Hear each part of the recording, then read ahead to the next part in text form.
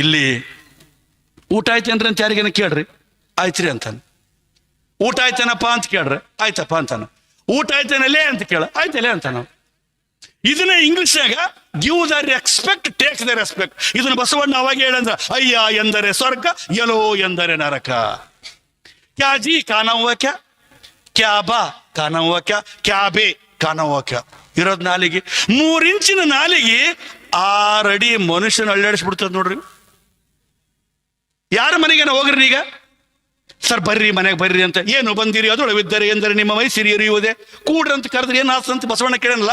ಯಾರ ಮನೆಗೇನ ಹೋದಾಗ ನೀವು ಬರ್ರಿ ಅಂತ ಕರೀಲಿಲ್ಲ ಅಂದ್ರ ಮಾತಾಡ್ತಾರ, ಹಳ್ಳಿಯಾಗ ಭಾಳ ಚಂದ ಹೇಳ್ತಾರ. ಅವ್ರ ಮನೆಗೆ ಹೋಗಿದ್ದೆ ಬಾ ಅಂತ ಕರೀಲಿಲ್ಲ, ಮುಂದಲ ಸಲ ನಾನಲ್ಲ, ನಾನು ಚಪ್ಪಲಿ ಮೊದಲು ಮಾಡಿ ಹೋಗೋದಿಲ್ಲ ಅಂತಾರೆ. ಇದು ಸಂಸ್ಕಾರ ಕಲಿಸ್ಬೇಕಾಗಿದ್ರಿ.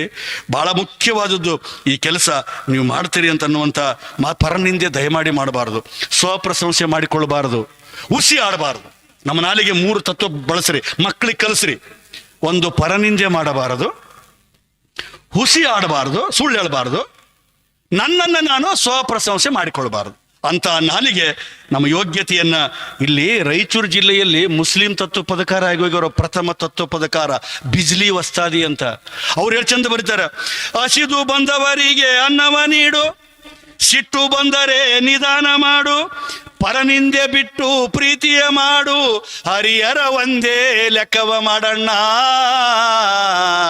ಒಂದೇ ಜ್ಞಾನದಿಂದ ಧ್ಯಾನ ಮಾಡಣ್ಣ. ಪರನಿಂದೆ ಬಿಟ್ಟು ಪ್ರೀತಿ ಮಾಡು ಅಂತ ಹೇಳ್ತಾರೆ. ಇನ್ನ